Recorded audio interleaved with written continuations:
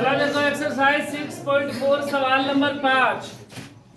ठीक है, इससे पहले लोग 4 बना दिए थे। 5वां देखो, बोल रहा है कि एक त्रिभुज ए बी सी की भुजाएं ए बी बी सी और सी ए का मध्य बिंदु क्रमशः डी ई और एफ है।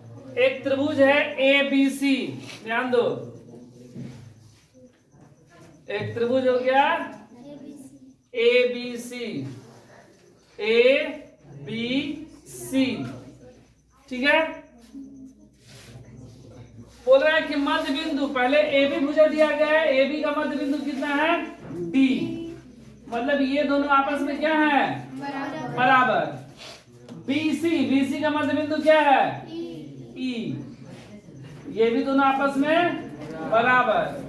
और सी ए का मध्य बिंदु कितना एफ, मतलब ये भी आपस में बराबर।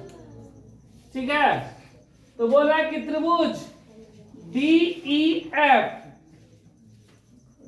डी ई एफ, ये त्रिभुज बन गया डी ई एफ। और त्रिभुज ए बी सी के क्षेत्रफल का अनुपात ज्ञात करना है। ठीक है, इन दोनों त्रिभुज के क्षेत्रफल का अनुपात, त्रिभुज डी ई एफ और ए बी सी, इन दोनों का क्षेत्रफल का अनुपात हम लोग कैसे ज्ञात करेंगे?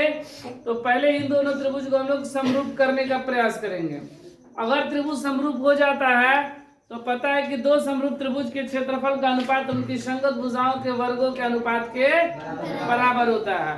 तो मेरा काम है इस त्रिभुज को समरूप कर देना, समरूप कर देंगे बस आ जाएगा।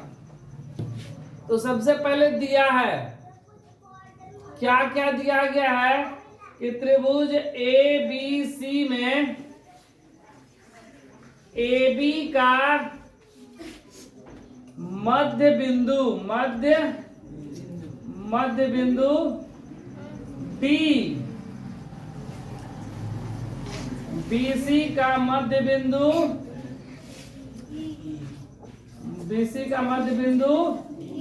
ई तथा एसी का मध्य बिंदु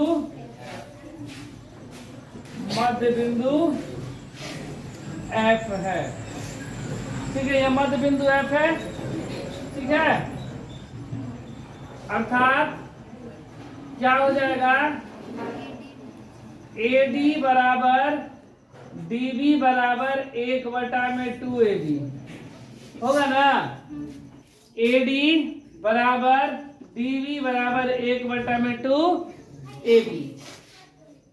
ठीक है, उसी तरह बीई बराबर ईसी बराबर 1/2bc। उसी तरह एएफ बराबर एफसी बराबर 1/2ac। ये में दिया गया है ना, मध्य बिंदु है, मतलब ये दोनों आपस में बराबर, ये दोनों आपस में बराबर और ये दोनों आपस में बराबर। और उसके बाद यही दिया गया है, हमको क्षेत्रफल का अनुपात ज्ञात करना है। तो यहाँ पर सिद्ध करने ने मत दिया मत लिखना, यहाँ पे लिख लेना हल। ठीक है, अब देखो कि हम लोग क्या करेंगे,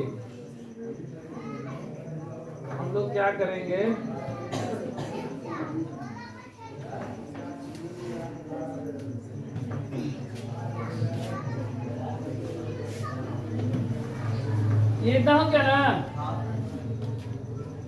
अब देखो यहाँ पर ध्यान दो, ये BC रेखा है ना, और ये DF रेखा है। तो क्लास 9 में हम लोग पढ़े थे कि अगर किसी त्रिभुज की दो भुजाओं के मध्य बिंदु को आपस में मिलाया जाए, ये दोनों मध्य बिंदु ने, इस भुजा का मध्य बिंदु ये, इस भुजा के मध्य बिंदु ये, पर में था 9 क्लास में पढ़े थे कि अगर किसी त्रिभुज में दो भुजाओं के मध्य बिंदु को मिलाया जाए तो वह तीसरी भुजा के समानांतर तथा उसका ठीक आधा होता है। ठीक है, तो यहाँ पर लिख लेना, ज्यामिति से या इसको लिख सकते हैं मध्य बिंदु प्रमेय से, या इसको लिख सकते हैं क्या मध्य बिंदु प्रमेय से क्या हो जाएगा कि जो डीएफ होगा, कितना डीएफ, डीएफ जो होगा वह क्या हो जाएगा, बीसी बटा में 2। डीएफ जो है वह बीसी बटा में 2, बीसी का ठीक आधा। ठीक है, देखो ये इसके समानांतर भी हो गया और इसका ठीक आधा, क्योंकि मध्य बिंदु क्या बोलता है कि अगर मध्य बिंदु को आपस में मिला दिया जाए तो तीसरे भुजा के ठीक आधा ना, मतलब अगर ये इसके लंबाई 8 है तो इसकी लंबाई 4। ठीक है, तो वही बोला गया डीएफ। उसी तरह ये इसका मध्य बिंदु, अगर ये दोनों मध्य बिंदु है ना, इनको मिलाया जाए तो ये कितना हो जाएगा,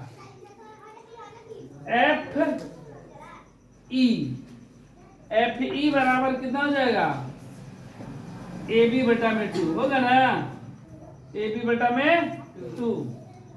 उसके बाद इसको यहां पर लिख दे रहा,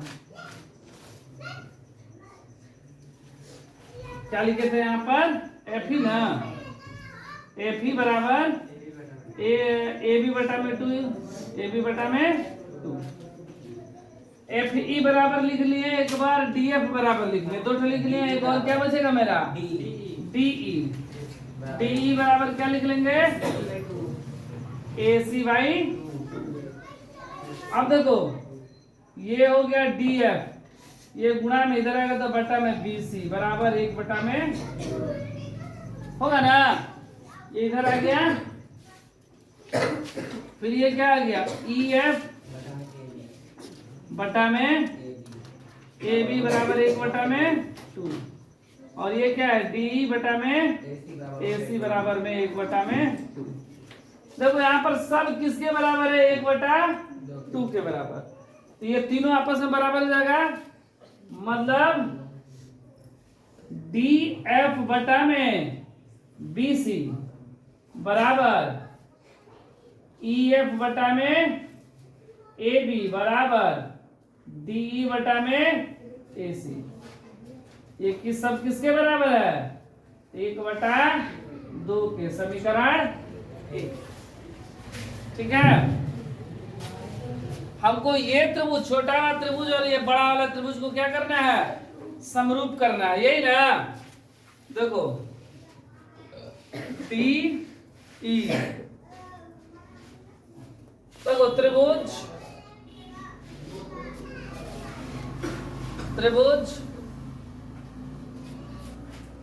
डी ई एफ तथा त्रिभुज ए बी सी में,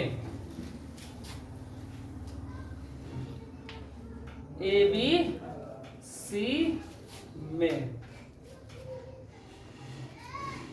D E F A B सी,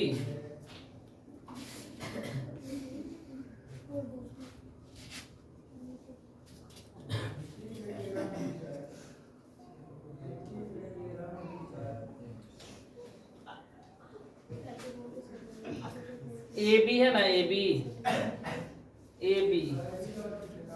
तो हो जाएगा, हम इसको ऐसे लिखते रहे, ये ए बी है ना, ए बी, तो ए बी किसके बराबर है, ई एफ,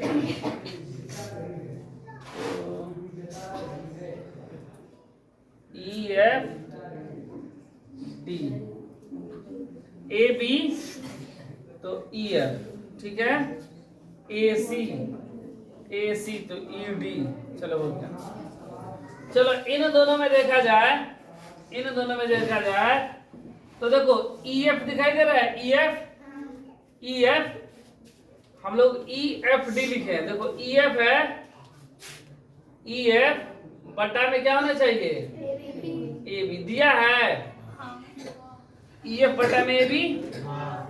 उसके बाद क्या है, एफ डी, ऊपर वाला एफ डी, तो क्या बी सी है, एफ डी बटा में बी सी। उसके बाद क्या है,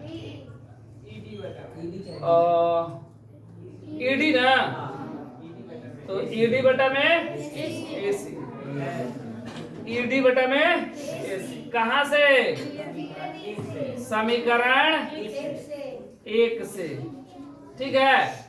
तो ये क्या हो गया, एस एस एस समरूपता से त्रिभुज ई एफ डी समरूप त्रिभुज ए बी सी। ये दोनों त्रिभुज समरूप हो गया ना। और क्या होता है कि अगर दो त्रिभुज समरूप है तो उनके क्षेत्रफल का अनुपात उनकी संगत भुजाओं के वर्गों के अनुपात के बराबर होता है। तो हमसे क्या बोला गया था, इन दोनों क्षेत्रफल का अनुपात ना। तो पहले त्रिभुज डी ई एफ, मतलब पहले एरिया ऑफ त्रिभुज ई एफ डी लिख दो या डी एफ बटा में एरिया ऑफ त्रिभुज ए बी सी, ठीक है। एरिया मतलब त्रिभुज का क्षेत्रफल, ये किसके बराबर आएगा, तो संगत भुजाएं मतलब ई एफ बटा में ए बी का स्क्वायर। और भी हो सकता है इसका, होगा ना, एफ डी बटा में बी सी भी लिख सकते हैं, ए डी बटा में ए सी, ठीक है, लिख सकते हैं ना। सिर्फ हम एक ही भुजा लिखे हैं।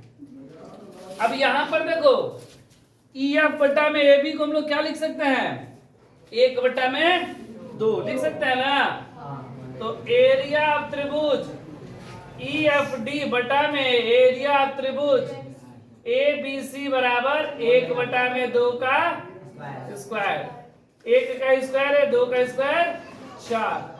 एरिया ऑफ त्रिभुज ई एफ डी बटा में एरिया ऑफ त्रिभुज ए बी सी बराबर कितना, 1:4। यही मेरा आंसर होगा, 1:4।